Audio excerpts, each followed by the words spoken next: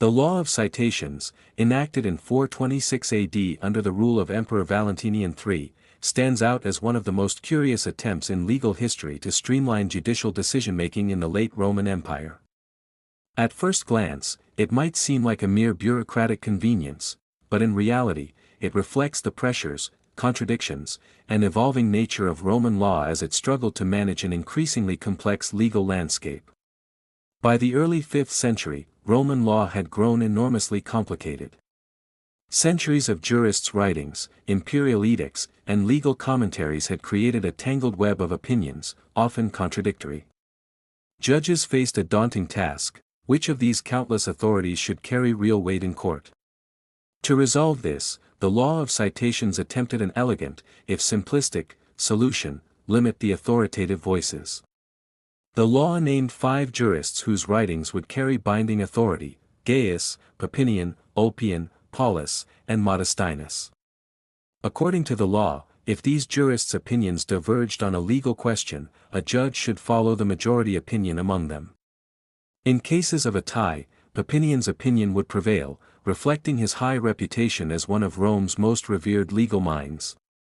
If Papinian had not written on the matter, the judge could then exercise personal discretion. This effectively created a top 5 list of legal experts, whose authority outweighed all other jurists, past and present.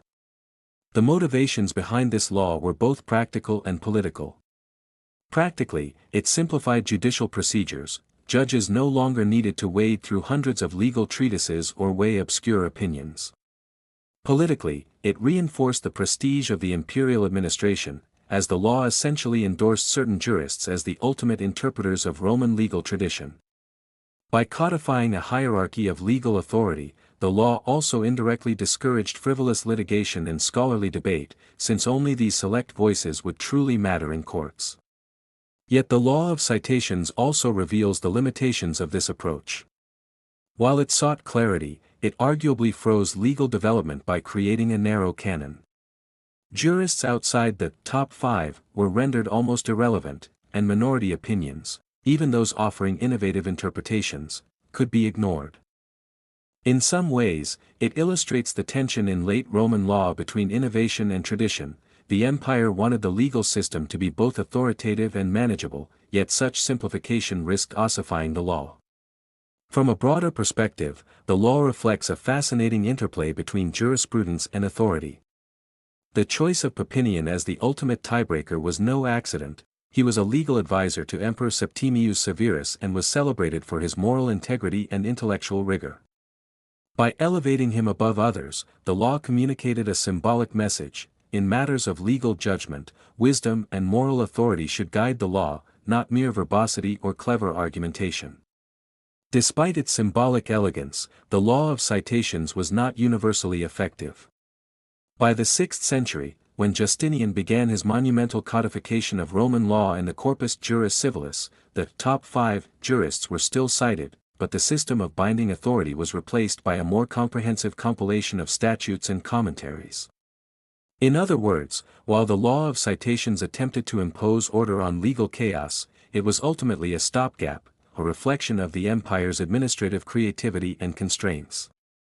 What makes the law of citations particularly interesting to modern scholars is how it anticipates contemporary legal debates.